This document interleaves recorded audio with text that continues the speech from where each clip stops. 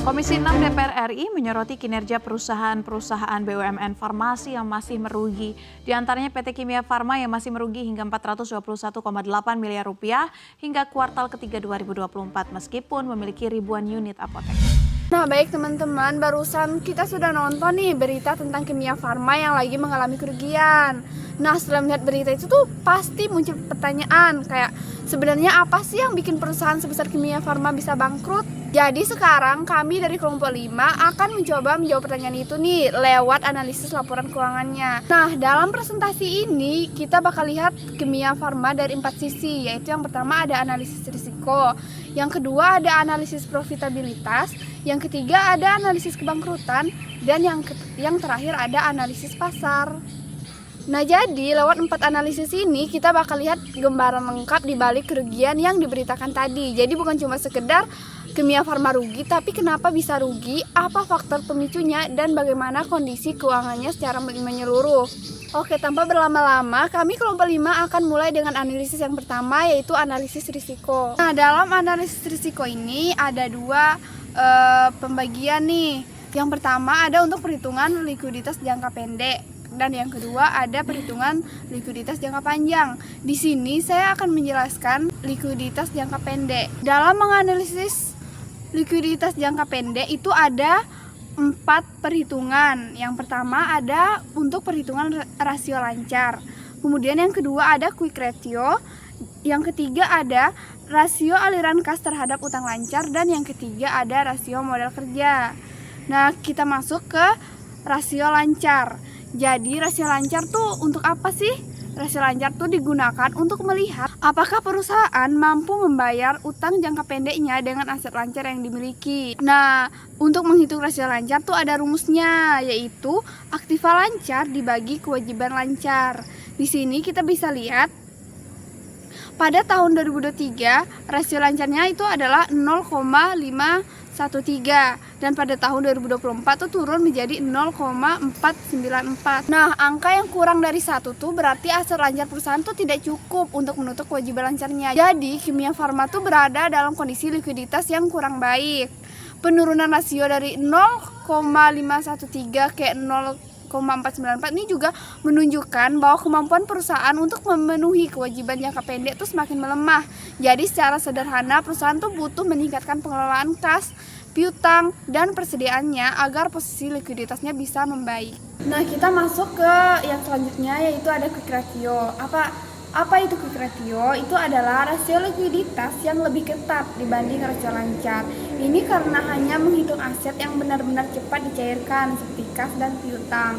Nah, rumus quick ratio yaitu aktiva lancar kurang persediaan dibagi kewajiban lancar.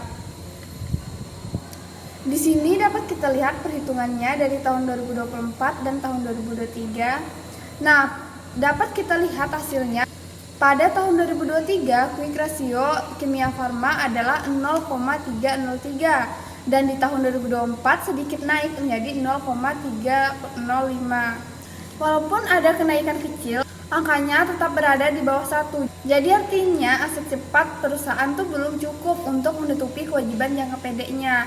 Dengan kata lain, untuk setiap Rp1 utang lancar, Kimia Farma hanya memiliki sekitar 0,30 rupiah aset cepat. Kondisi ini tuh menunjukkan bahwa perusahaan tuh masih menghadapi tekanan likuiditas dan cukup bergantung pada perputaran persediaan atau pendanaan eksternal untuk memenuhi kewajiban jangka pendeknya.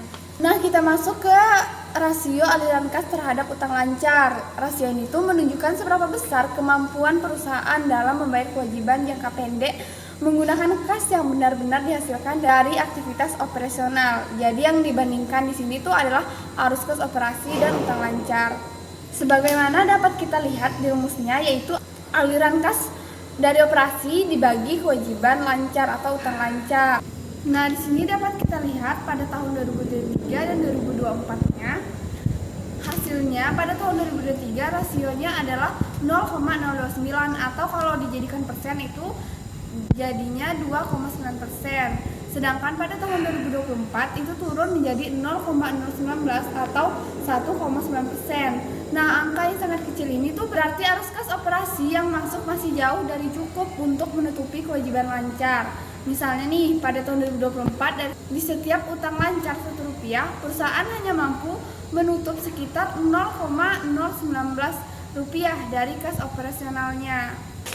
Nah, penurunan dari 2,9% ke 1,9% itu menunjukkan bahwa kemampuan perusahaan menghasilkan kas untuk membayar utang jangka pendek itu semakin melemah. Kondisi ini bisa menandakan tekanan likuiditas, terutama jika perusahaan harus mengandalkan utang baru atau penundaan pembagian kepada pengasok. Nah, di sini lanjut ke bagian analisis modal kerja. Jadi, modal kerja ini adalah selisih antara aset lancar dan utang lancar. Rasio ini penting karena menunjukkan apakah perusahaan punya cukup aset jangka pendek untuk menjalankan operasi sehari-harinya seperti membeli persediaan, membayar pemasok, dan menutup biaya operasional. Nah, untuk menganalisis rasio modal kerja, kita harus mencari dulu nih dengan menghitung siklus kas, yaitu dengan rumus siklus kas sama dengan umur piutang ditambah persediaan dikurang umur piutang. Nah, untuk mengetahui umur piutang, umur persediaan, dan umur utang, kita harus cari dulu perputaran masing-masing dari akunnya, yaitu yang pertama perputaran piutang. Perputaran piutang rumusnya sendiri yaitu ada penjualan dibagi rata-rata piutang. Di sini dapat kita lihat perhitungannya, yaitu hasilnya 7,157 kali. Ini tuh artinya dalam 1 tahun piutang PT Kimia Farma mengalami sekitar 7 kali perputaran. Nah, jadi semakin tinggi angkanya, maka semakin cepat perusahaan menagih piutang dari pelanggan. Kemudian yang kedua ada perputaran persediaan. Rumusnya, perputaran persediaan sama dengan harga pokok penjualan dibagi dengan rata-rata persediaan. Di sini dapat kita lihat ya perhitungannya. Jadi dari perhitungan tersebut kita dapat hasilnya itu sebesar 3,84 kali. Ini berarti persediaan perusahaan berputar sekitar 3-4 kali dalam setahun. Angka ini tuh menunjukkan seberapa cepat barang yang dibeli atau diproduksi dapat dijual kembali. Kemudian yang ketiga ada perputaran utang. Rumusnya ada pembelian dibagi rata-rata utang. Nah, di sini juga dapat kita lihat hasil perhitungannya, yaitu didapatkan 3,43 kali. Angka ini tuh menunjukkan perusahaan melunasi utang kepada pemasok sekitar 3 kali dalam setahun. Nah, setelah mendapatkan perputaran masing-masing komponen tadi, barulah kita masuk nih ke perhitungan rata-rata umurnya. Kita masuk ke rata-rata umur piutang ya. Yang pertama, rata-rata umur piutang tuh rumusnya 365 hari dibagi perputaran piutang. Di sini kita lihat ada ilustrasinya. Nah, kita dapatkan hasil yaitu 51,13. Angka ini tuh berarti perusahaan membutuhkan waktu sekitar 51 hari untuk menagih piutang menjadi kas. Kemudian lanjut dengan rata-rata umur persediaan, yaitu rumusnya 365 hari dibagi perputaran persediaan. Di sini dapat kita lihat didapatkanlah hasilnya yaitu di angka 95,05. Artinya, barang yang dimiliki perusahaan berada dalam persediaan selama 95 hari sebelum akhirnya terjual. Lalu yang terakhir ada rata-rata umur utang. Nah, rata-rata umur utang yaitu rumusnya 365 hari dibagi perputaran utang. Didapatkanlah hasil seperti gambar di sini,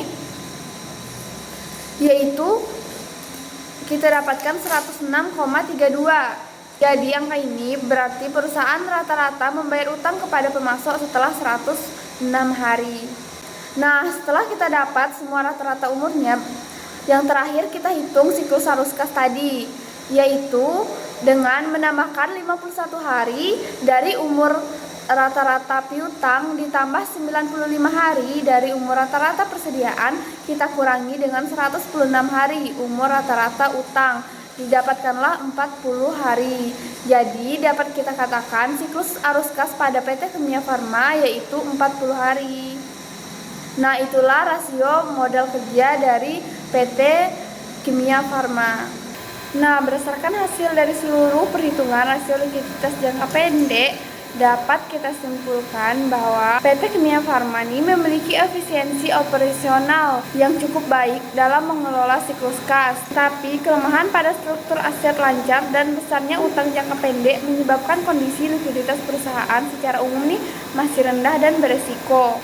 Perusahaan perlu memperkuat modal kerja, memperbaiki arus kas operasi, dan menurunkan tekanan dari utang lancar untuk meningkatkan stabilitas jangka pendeknya. Baik, itu saja yang dapat saya analisis pada likuiditas jangka pendek. Selanjutnya akan ada penjelasan likuiditas jangka panjang pada teman saya yang berikutnya.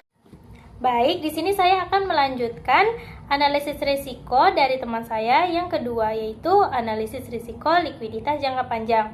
Nah, risiko likuiditas jangka panjang ini mencerminkan ketidakmampuan perusahaan memenuhi kewajiban jangka panjangnya. Jika perusahaan tidak mampu memenuhi kebutuhan jangka panjangnya, maka perusahaan dinyatakan bangkrut dan harus direorganisasi. Bagian ini akan membicarakan 4 rasio. Yang pertama, rasio hutang. Nah, rasio hutang itu adalah mengukur besarnya hutang jangka panjang dalam struktur modal perusahaan. Ada beberapa variasi dalam perhitungan rasio modal. Bisa dilihat, yang pertama itu rasio hutang jangka panjang dengan rumus hutang jangka panjang dibagi hutang jangka panjang ditambah modal. Yang kedua, rasio hutang modal saham dengan rumus hutang jangka panjang dibagi modal saham, dan rasio hutang jangka panjang total aset sama dengan hutang jangka panjang dibagi total aset. Nah, ketiga rasio ini akan memberikan informasi sama mengenai kondisi hutang jangka panjang suatu perusahaan. Nah, baik, yang pertama itu rasio hutang jangka panjang. Di sini saya memiliki 2 data, yaitu tahun 2023 dan 2024. Bisa dilihat perhitungannya. Nah, dari perhitungan di samping ini, tahun 2023 itu rasio hutang jangka panjangnya 30%, dan rasio hutang jangka panjang tahun 2024-nya itu 62%. Nah, artinya rasio hutang jangka panjang yang naik dari 30% menjadi 62% ini berarti perusahaan kini lebih beresiko, lebih bergantung pada hutang, dan beban 66 naik secara signifikan. Ini adalah sinyal penting bagi investor dan analisis dan manajemen untuk mengelola hutang dengan lebih berhati-hati. Kemudian selanjutnya kita masuk pada rasio yang kedua, rasio interest coverage, kemampuan membayar hutang. Nah, interest coverage ratio ini adalah rasio yang mengukur seberapa mampu perusahaan membayar beban bunga atas utangnya dengan laba operasional yang dihasilkan EBIT. Rasio ini membantu menilai tingkat keamanan kreditur dan stabilitas keuangan perusahaan. Rumus dari rasio interest coverage ini adalah laba bersih ditambah biaya bunga ditambah penghasilan dibagi biaya bunga. Kita langsung masuk ke perhitungannya. Bisa dilihat di sebelah sini. Pada tahun 2023 rasio interest coverage-nya itu 4,85, dan yang di tahun 2024 itu rasio interest coverage-nya 3,65. Artinya ada penurunan kemampuan membayar bunga dari 2023 ke 2024, sehingga kondisi keuangan 2024 PT Kimia Farma ini sedikit lebih berisiko dibanding tahun sebelumnya. Kemudian kita masuk kepada rasio yang ketiga, yaitu rasio aliran kas terhadap total hutang.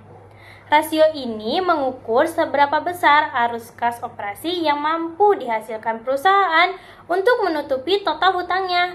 Semakin tinggi rasionya, semakin baik kemampuan perusahaan membayar kewajiban jangka panjangnya. Terdapat rumus, yaitu rumusnya rasio aliran kas terhadap total hutang sama dengan aliran kas dari operasi kas dibagi rata-rata total hutang. Nah, untuk tahun 2023 dapat dilihat rasio aliran kas terhadap total hutangnya 2,41 dan rasio aliran kas terhadap total hutangnya 1,34. Artinya, arus kas operasi hanya mampu menutup 2,4% dari total hutang. Kemampuan membayar hutang lewat arus kas operasi. Nah, ini turun lagi, hanya mampu menutup 1,3% dari total hutang. Penurunan rasio ini menggambarkan bahwa kapasitas perusahaan menghasilkan kas dari aktivitas utamanya itu semakin melemah, sementara beban hutang tetap tinggi. Kita masuk pada analisis risiko yang keempat, yaitu analisis rasio aliran kas terhadap pengeluaran modal investasi. Maksudnya, rasio ini menunjukkan seberapa mampu arus kas operasi membiayai pengeluaran modal investasi aset tetap tanpa harus bergantung pada utang tambahan. Terdapat rumus, yaitu rumusnya aliran kas dari operasi dibagi pengeluaran modal. Nah, dapat dilihat di sebelah sini untuk perhitungannya. Rasio tahun 2023 itu 0,003 dan rasio analisa rasio aliran kas terhadap pengeluaran modalnya di tahun 2024 itu 0,008. Nah, ini artinya memperlihatkan bahwa PT Kimia Farma ini tidak memiliki kemampuan arus kas operasi yang cukup untuk mendanai investasi tetapnya. Kondisi ini konsisten dengan perusahaan yang sedang menghadapi kesulitan keuangan yang serius. Nah, kesimpulan dari 4 rasio yang udah kita analisis, yaitu rasio utang, interest coverage ratio, rasio arus kas terhadap total hutang, dan rasio arus kas terhadap pengeluaran modal, kondisi PT Kimia Farma ini menunjukkan pelemahan yang sangat signifikan dalam kemampuan perusahaan memenuhi kewajiban jangka panjangnya. Secara keseluruhan, likuiditas jangka panjang PT Kimia Farma berada dalam kondisi yang buruk dengan arus kas operasi tidak mampu menutupi hutang maupun kebutuhan investasi. Hal ini mencerminkan risiko keuangan yang tinggi konsisten dengan perusahaan yang berada dalam situasi krisis dan menuju kebangkrutan. Baik, materi selanjutnya akan dilanjutkan oleh rekan saya. Baiklah, jadi di sini saya, Farah Zaira Junaidi, akan menjelaskan mengenai salah satu analisis, yaitu analisis profitabilitas. Belum kita ke hasil dari analisis profitabilitas PT Kimia Farma tadi, saya akan menjelaskan mengenai apa analisis profitabilitas itu. Nah, untuk analisis profitabilitas ini awalnya itu berasal dari kata profitabilitas yang artinya kemampuan perusahaan dalam memperoleh laba selama periode tertentu. Nah, analisis profitabilitas ini umumnya digunakan untuk menilai sejauh mana perusahaan itu mampu menggunakan sumber dayanya seperti aset, modal, dan penjualan untuk memperoleh keuntungan sebesar-besarnya. Untuk analisis profitabilitas ini sendiri itu melibatkan rasio-rasio keuangan. Nah, rasio-rasio keuangan yang kita gunakan itu adalah rasio-rasio profitabilitas. Nah, untuk rasio yang akan digunakan nanti itu ada 5 rasio. Yang pertama ada gross profit margin atau GPM, terus ada operating profit margin (OPM), yang ketiga ada net profit margin (NPM), dan yang keempatnya ada ROA (return of asset), terus yang kelimanya ada ROE (return of equity). Nah, untuk pengertian lebih mendalamnya mengenai rasio-rasio nanti akan saya jelaskan beserta dengan data-data yang sudah dapat dari laporan keuangan tahunan PT Kimia Farma. Nah, baik, jadi untuk rasio yang akan kita bahas pertama itu gross profit margin atau GPM. Nah, gross profit margin ini itu maksudnya adalah mengukur seberapa besar laba kotor terhadap penjualan bersih.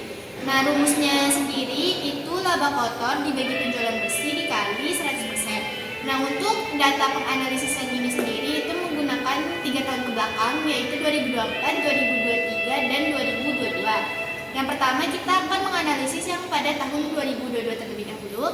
Sesuai data yang di laporan keuangan, untuk laba kotor di tahun 2022 itu sebesar 3.381.785, kita bagi dengan penjualan bersih sebesar 9.247.413, kita kalikan 100%. Nah, nanti itu hasilnya 36,5%. Nah, pada tahun 2023 itu laba kotornya sebesar 2.807.107. Nah, kita bagi dengan penjualan bersihnya 9.871.842, kita kalikan 100%. Hasilnya itu 28,6%. Nah, dapat kita lihat dari tahun 2022 ke 2023 itu mengalami penurunan. Nah, kita lihat lagi yang pada tahun 2024-nya itu laba kotornya itu sebesar 2.946.473. Kita bagi dengan penjualan bersihnya sebesar 9.938.958. Kita kalikan 100%, dapatlah 29,6%. Nah, nanti rekapannya ada di sini. Nah, dapat kita lihat kalau gross profit margin dari tahun 2022 ke 2023 itu mengalami penurunan dari 36,5% turun menjadi 28,6%. Namun di tahun 2024-nya itu dia mengalami kenaikan sedikit sebesar 29,6%. Nah, selanjutnya itu yang kedua ada operating profit margin atau OPM. Nah, operating profit margin ini merupakan rasio yang mengukur kemampuan perusahaan dalam menghasilkan laba operasi dari hasil penjualan bersih perusahaan. Nah, kalau yang gross profit margin tadi itu dia melibatkan laba kotor. Nah, kalau misalnya di operating profit margin ini menggunakan laba operasi. Nah, apa itu laba operasi? Nah, laba operasi itu merupakan laba yang diperoleh dari kegiatan utama perusahaan itu sendiri. Nah, rumusnya itu OPM sama dengan laba sebelum bunga dan pajak dibagi dengan penjualan bersih. Untuk yang di tahun 2023 itu laba sebelum bunga pajaknya 566.852, tapi itu rugi. Setelah itu dibagi dengan 9.247.413, dapatlah OPM-nya itu sebesar rugi 6,12%. Nah, untuk di tahun 2023-nya sama seperti tadi, laba sebelum bunga dan pajak dibagi dengan penjualan. Kita masukkan angka yang dari data yang sudah kita ketahui. Nah, dapatlah hasilnya pada tahun 2023 itu rugi sebesar 23,1%. Terus pada tahun 2024 kita lakukan yang sama. Kita bagi laba sebelum bunga dan pajak dibagi penjualan. Nah, dapatlah hasilnya itu rugi juga sebesar 12%. Nah, dapat kita lihat bahwa dari 3 tahun berturut-turut ini perusahaan PT Kimia Farma ini sendiri itu mengalami rugi terus-terusan. Nah, pada tahun 2022 itu ruginya sebesar 6,12%. Setelah itu pada tahun 2023 itu mengalami kenaikan ruginya sebesar 23,1%, dan tahun 2024 ruginya menurun menjadi 12%, namun tidak sekecil yang pada tahun 2022, tapi sudah mengalami penurunan. Jadi bisa kita lihat bahwa perusahaan ini sendiri itu mengalami kebaikan dari penghasilan laba operasinya. Nah, selanjutnya yang akan kita bahas itu rasio yang ketiga, yaitu net profit margin atau NPM. Nah, ini net profit margin atau NPM ini merupakan rasio yang menggambarkan seberapa laba bersih yang dihasilkan dari setiap rupiah penjualan. Nah, untuk laba bersih ini sendiri merupakan laba yang setelah dikurangi pajak dan bunga. Nah, rumusnya sendiri itu laba bersih setelah pajak kita bagi dengan penjualan bersih, kita kalikan dengan 100%. Nah, yang pertama kita hitung yang di tahun 2022. Seperti rumus tadi, laba bersih setelah pajak kita bagi dengan penjualan, kita kalikan 100%. Kita masukkan saja angka yang udah kita dapat, nanti hasilnya itu rugi sebesar 7,16%. Terus yang tahun 2023 kita lakukan yang sama, nanti hasilnya itu rugi sebesar 22,9%. Terus yang 2024 juga kita lakukan yang sama, nanti hasilnya itu rugi sebesar 12,1%. Nah, dapat kita lihat itu semua hasilnya itu rugi. Namun pada tahun 2023 itu ruginya mengalami kenaikan, yang tadinya di tahun 2022 7,16%, naik ruginya menjadi 22,9%. Nah, namun di tahun 2024 itu ruginya mengalami penurunan menjadi 12,1%. Nah, selanjutnya itu ada rasio keempat, yaitu return on asset atau ROA. Nah, return on asset ini digunakan untuk mengukur kemampuan perusahaan dalam menghasilkan laba dengan semua aktiva atau aset yang dimiliki perusahaan. Nah, semakin besar rasio ini maka semakin baik, karena hal ini berarti bahwa kalau perusahaan itu dapat menggunakan aktifannya, jadi sehingga lebih cepat perputarannya dan lebih cepat untuk mendapatkan laba. Nah, untuk rumus ROA ini, laba bersih dibagi dengan total aset kita kalikan dengan 100%. Nah, yang pertama itu kita pakai data yang di tahun 2022 itu, kita masukkan angkanya, dan nanti hasilnya itu rugi sebesar 3,47%. Terus yang di tahun 2023 kita lakukan yang sama juga, dan nanti hasilnya itu rugi sebesar 13,5%. Nah, pada tahun 2024 sama juga, nanti hasilnya itu rugi sebesar 8,07%. Nah, dapat kita lihat pada tahun 2022 itu ruginya sebesar 3,47%, di tahun 2023 itu ruginya mengalami kenaikan menjadi 13,5%, dan pada tahun 2024 itu ruginya mengalami penurunan atau perbaikan menjadi 8,07%, tapi masih belum mampu untuk menghasilkan laba bersih. Nah, yang kelima itu ada return on equity atau ROE. Nah, rasio ini menunjukkan seberapa besar kontribusi ekuitas itu sendiri dalam menghasilkan laba. Nah, ROE ini normalnya kalau baiknya itu di atas 15%. Kalau misalnya dia di bawah 15% itu biasanya investor menganggap bahwa mereka kurang dalam menghasilkan laba, sehingga mereka merasa itu kurang menguntungkan.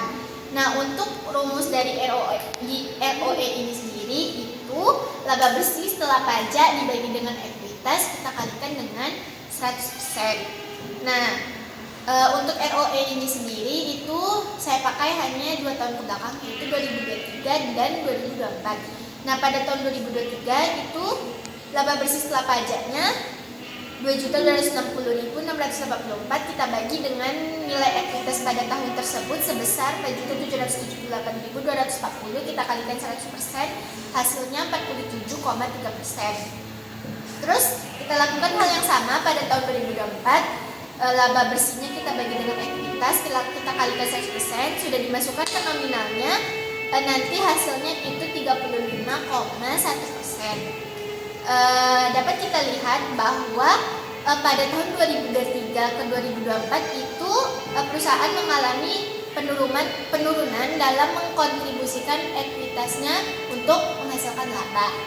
Jadi berdasarkan hasil analisis profitabilitas dari tahun 2022 sampai 2024 itu terlihat bahwa meskipun perusahaan masih berada dalam kondisi merugi, tren kinerjanya itu menunjukkan perbaikan pada tahun 2024.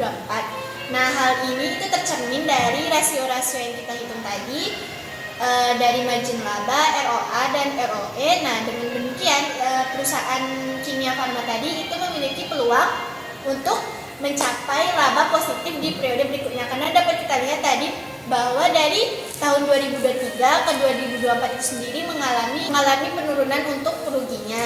Jadi bisa saja mungkin pada tahun kedepannya itu bisa memperoleh keuntungan. Sekian dari saya mengenai analisis profitabilitas. A few moments later. Assalamualaikum warahmatullahi wabarakatuh. Sebelumnya perkenalkan, nama saya Kamelia Kurniawan dengan NIM C1C024106. Nah, di sini saya akan melakukan analisis prediksi kebangkrutan dari PT Kimia Farma Tbk tahun 2024 dengan menggunakan metode Almanzi Score, kemudian Springit dan Zmijewski. Nah, yang pertama itu ialah Almanzi Score. Model ini memprediksi kebangkrutan dan dikembangkan oleh Edward Allman pada tahun 1968. Nah, model ini menilai kesehatan keuangan perusahaan berdasarkan 5 rasio keuangan. Nah, kemudian yang kedua itu Springit Z-Score, yaitu dikembangkan oleh Golden LV Springit pada tahun 1978. Nah, sebagai metode alternatif prediksi kebangkrutan. Nah, model ini menggunakan 4 rasio yang dianggap paling efektif. Nah, yang terakhir itu Zmijewski, yaitu dikembangkan oleh Mark Zmijewski pada tahun 1984. Nah, model ini berbeda dari 2 model sebelumnya karena menggunakan model probit dan memakai 3 rasio saja. Nah, semakin besar nilai X, semakin besar kemungkinan perusahaan bangkrut. Nah, saya akan menampilkan data keuangan utama tahun 2024 di samping, yaitu ada total aset, total liabilitas, aset lancar, kemudian kewajiban lancar, retained earning, kemudian ada penjualan, dan juga ada EBIT, ada net income. Nah, di sini kita akan menghitung Almanzi skornya menggunakan rumus Z sama dengan 1,2 dikali X1 ditambah 1,4 dikali X2 ditambah 3,3 dikali X3 ditambah 0,6 dikali X4 ditambah 1,0 dikali X5. Nah, di mana X1-nya itu yaitu aset lancar dikurang kewajiban lancar dibagi total aset diperoleh hasilnya min 0,268. Nah, kemudian X2-nya laba ditahan dibagi total aset yang dimana hasilnya itu 0,343. Nah, yang X3-nya laba sebelum pajak dan bunga dibagi total aset diperoleh hasilnya min 0,054. Nah, yang X4-nya nilai pasar ekuitas dibagi penjualan diperoleh hasilnya itu 0,297. Nah, X5-nya penjualan dibagi total aset diperoleh hasilnya 0,664. Nah, setelah dihitung menggunakan rumus tadi, diperoleh kesimpulan bahwa hasil dari perhitungan metode Almanzi score ini yaitu min 0,138. Nah, dari hasil tersebut ada kesimpulan bahwa PT Kimia Farma ini dalam kondisi yang resiko tinggi kebangkrutan. Nah, artinya setelah menghitung rasio keuangannya, diprediksi PT Kimia Farma 2024 ini mengalami kebangkrutan. Nah, kemudian kita masuk ke metode yang kedua, yaitu hasil Springit Z-score, yang dimana rumusnya itu S sama dengan 1,03 dikali X1 ditambah 3,07 dikali X2 ditambah 0,66 dikali X3 kemudian 0,4 dikali X4. Nah, yang dimana X1-nya ini aset lancar dikurang kewajiban lancar dibagi total aset diperoleh hasilnya min 0,268. Nah, yang X2-nya laba sebelum pajak dan bunga dibagi total aset diperoleh hasilnya min 0,054. Nah, laba sebelum pajaknya dibagi utang lancar diperoleh hasilnya yaitu min 0,105. Nah, yang X4-nya penjualan dibagi total aset diperoleh hasilnya 0,664. Nah, setelah melakukan perhitungan menggunakan rumus tadi, diperoleh hasil dari perhitungan Springit S-score ini, hasilnya itu min 0,245. Nah, di mana menggunakan metode Springit S-score ini, total dari 0,245 ini menunjukkan bahwa perusahaan Kimia Farma ini sangat berpotensi bangkrut. Nah, di sini kita masuk ke perhitungan dari metode yang ketiga, yaitu hasil Zmijewski X-score. Nah, yang dimana rumusnya ini min 4 di 3 dikurang 4,5 dikali X1 ditambah 5,7 dikali X2 dikurang 0,004 dikali X3, yang dimana X1-nya itu laba bersih dibagi total aset diperoleh hasilnya min 0,081. Nah, yang kedua yang X2-nya total utang dibagi total aset hasilnya 0,771. Nah, yang ketiga aset lancar dibagi kewajiban lancar sama dengan 0,495. Nah, setelah melakukan perhitungan menggunakan rumus dari Zmijewski tadi, dapat diambil kesimpulan bahwa PT Kimia Farma juga dalam kondisi yang tidak baik-baik saja, yang dimana hasilnya itu yaitu min 7,884, yang dimana hasil ini nih di dalam metode Zmijewski ini nilai yang tinggi. Artinya nilai yang tinggi ini menunjukkan bahwa PT Kimia Farma ini berpotensi bangkrut. Nah, ketiga model prediksi kebangkrutan menunjukkan hasil konsisten bahwa PT Kimia Farma berada dalam kondisi finansial distress yang signifikan. Nah, ini berarti perusahaan menghadapi risiko kebangkrutan secara statistik. Meskipun secara hukum maupun operasional perusahaan belum dinyatakan bangkrut, interpretasi ini harus dibaca sebagai peringatan atas kinerja keuangan, bukan sebagai kepastian kejadian bangkrut.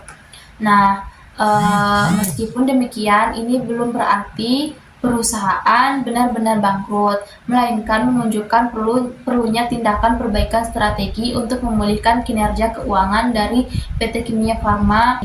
Nah, mungkin sekian perhitungan atau penyampaian dari saya. Apabila ada salah kata atau salah hitung, saya mohon maaf. Assalamualaikum warahmatullahi wabarakatuh. Baiklah, di sini saya akan melanjutkan materi tentang analisis informasi pasar dalam laporan keuangan. Informasi pasar sendiri adalah data dan fakta yang berasal dari pasar, baik pasar keuangan maupun pasar umum, yang digunakan untuk mengevaluasi kondisi bisnis dan juga membantu pengambilan keputusan strategis. Nah, data ini tuh mencakup informasi tentang kinerja pasar keuangan, tren ekonomi, kondisi persaingan, perilaku konsumen, hingga faktor-faktor lain yang mempengaruhi nilai dan strategi perusahaan. Analisisnya sendiri terdiri dari dua analisis yang meliputi, yang pertama ada analisis return atau tingkat keuntungan. Perhitungannya yaitu return sama dengan saham tahun ini dikurang dengan saham tahun sebelumnya, dikurangi dividen, lalu dibagi dengan saham tahun sebelumnya dan dikali 100.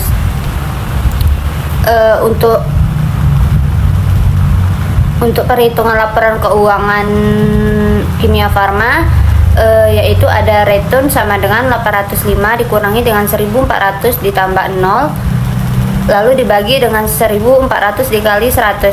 Jadi dapatlah hasilnya 42,5%. Berikutnya ada analisis risiko. Analisis risiko ini adalah konsep penyimpangan dari hasil yang diharapkan menjadi dasar pengukuran risiko. Teknik statistik standar deviasi bisa dipakai untuk melihat sejauh mana sih penyimpangan dari suatu hasil yang diharapkan. Nah, dan demikian teknik standar deviasi ini bisa dipakai untuk melihat risiko suatu investasi. Nah, misalkan kita mempunyai pilihan untuk melakukan investasi sebagai berikut, yaitu pengukuran risiko. Return yang diharapkan dihitung sebagai berikut. Ada di samping ini, bisa dilihat.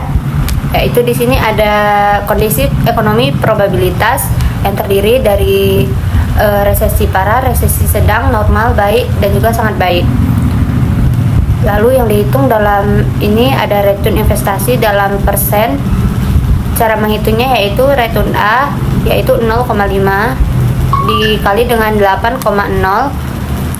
0,5 ini dari resesi parah, lalu dikalikan dengan return A ini 8,0, lalu ditambah dengan 0,2 dikali dengan 8,0 ditambah 0,5 dikali 8,0 ditambah 0,2 dikali 8 ditambah 0,5 dikali 8 yang menghasilkan 8%. Lalu return B yaitu sama dengan 0,05 dikali 12 ditambah 0,2 dikali 10 ditambah 0,5 dikali 9,0 ditambah 0,2 dikali 8,5 ditambah 0,05 dikali 8, hasilnya sama dengan 9,2%. Return C yaitu 0,05 dikali dengan negatif 3, lalu ditambah 0,2 dikali 6 ditambah 0,5 dikali 11 ditambah 0,2 dikali 14 ditambah 0,5 kali 16 kali 19, lalu hasilnya sama dengan negatif 10,3%. Return D sama dengan 0,05 dikali negatif 2 ditambah 0,2 dikali 9 ditambah 0,5 dikali 12 ditambah 0,2 dikali 15 ditambah 0,5 dikali 26 yang menghasilkan 12,0%. Nah, jadi kondisi dari pengukuran risiko ini yaitu kalau nilainya 0,5 itu resesi parah, 0,2 itu resesi sedang, 0,5 normal, 0,2 baik, dan 0,005 sangat baik. Return yang didapatkan dari perhitungan itu yaitu return A 8,0, return B 9,2, return C 10,3, dan return D 12,0. Nah, risiko ini diukur dengan standar deviasi, dihitung dengan formula varians kuadrat sama dengan RI dikurang E dikali R kuadrat P PI, di mana RI ini adalah return yang terjadi, ER ini adalah return yang diharapkan atau return rata-rata, dan PI ini adalah profitabilitas kejadian. Untuk variansi investasi B ini kita akan menghitung yaitu variansinya sama dengan 0,0 dikali 12 dikurang 9,2 kuadrat 2 ditambah 0,2 dikali 10 dikurang 9,2 kuadrat ditambah 0,5 dikali 9,0 dikurang 9,2 kuadrat ditambah 0,2 dikali 8,5 dikurang 9,2 kuadrat ditambah 0,5 dikali 8 kurang 9,2 kuadrat, hasilnya itu sama dengan 0,392 ditambah 0,1128 ditambah 0,02 ditambah 0,098 ditambah 0,072 sama dengan 071. Sedangkan standar deviasi return investasi B ini dihitung sebagai akar dari varians return saham. Jadi standar deviasi ini yaitu varians kuadrat. Hasilnya hasil standar variansnya yaitu sama dengan 0,71 sama dengan 0,84%. Teknik statistik yang lain adalah menghitung koefisien varians yang merupakan hasil pembagian standar deviasi dengan return yang diharapkan.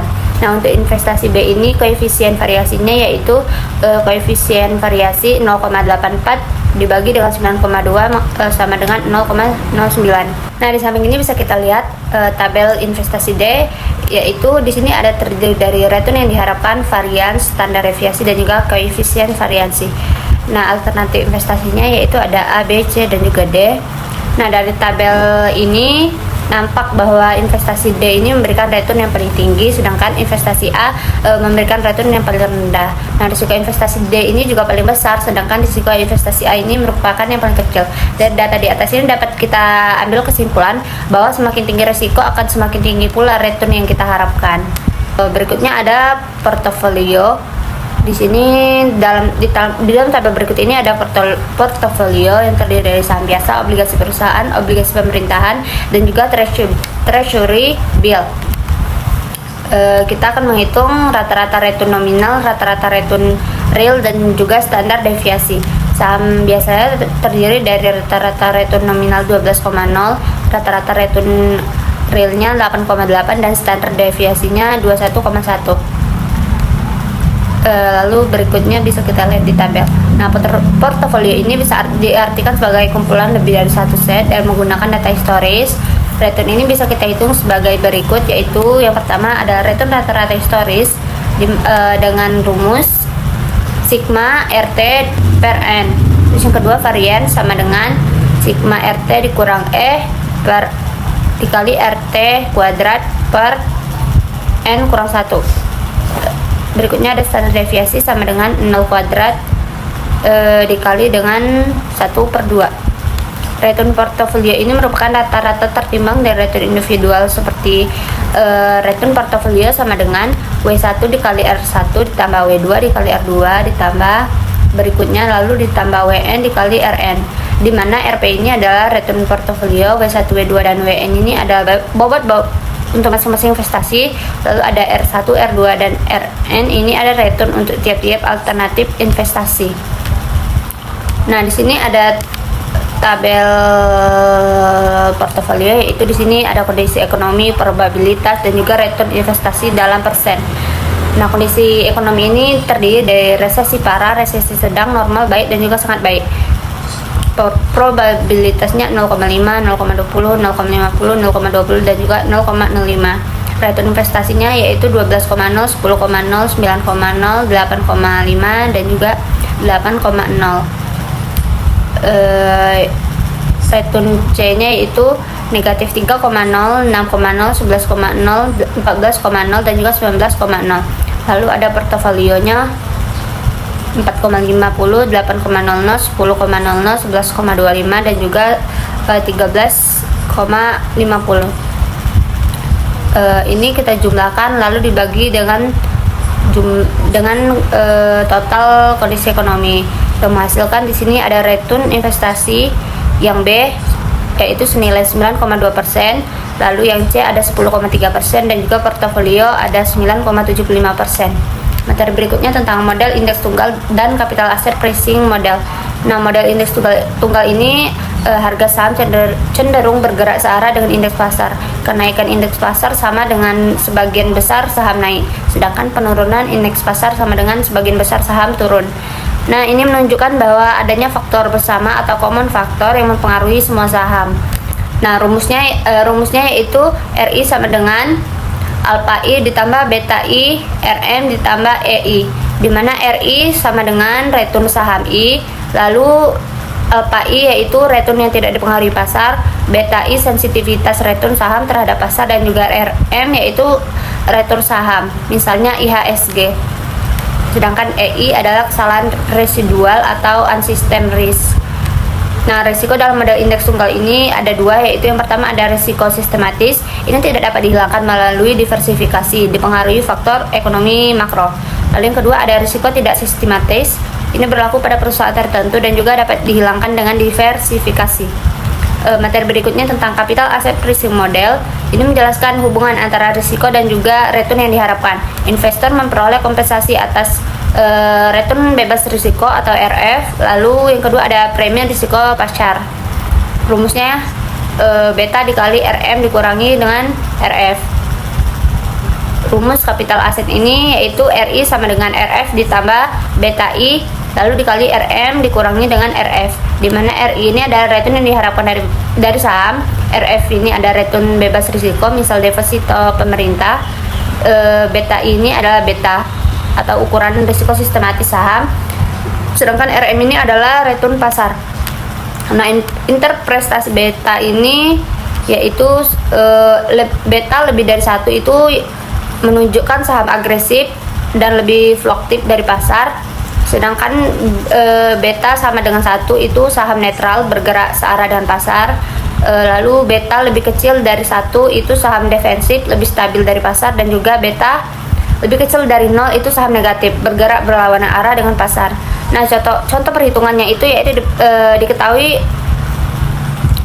diketahui return bebas risikonya 5% dan juga return pasarnya 12%.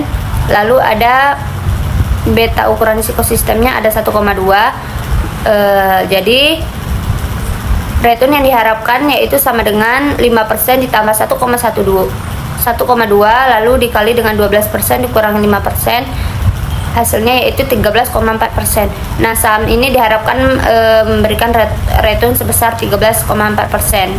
Kesimpulan analisis risiko dan return ini yaitu ada investasi D itu tadi itu return tertinggi, semakin tinggi return dan juga semakin tinggi pula risikonya. Sedangkan investasi A itu returnnya rendah, jadi risikonya juga rendah. Nah, keterangannya itu semakin tinggi risiko semakin tinggi pula return yang diharapkan. Diversifikasi portofolio juga dapat mempengaruhi risiko tidak sistematis. Nah, sedangkan model indeks tunggal tadi itu model menyatakan bahwa pergerakan harga saham dipengaruhi oleh pergerakan indeks pasar. Informasi pasar data dari pasar untuk mendukung keputusan bisnis. Return tingkat keuntungan atau kerugian investasi, risiko diukur dengan variance dan standar deviasi. Portofolio diversifikasi menurunkan risiko tidak sistematis, dan model indeks tunggal return dipengaruhi return pasar dan beta. Saat PM return sama dengan risiko bebas ditambah premi risiko. Sekian materi dari saya ucapkan terima kasih. Assalamualaikum warahmatullahi wabarakatuh.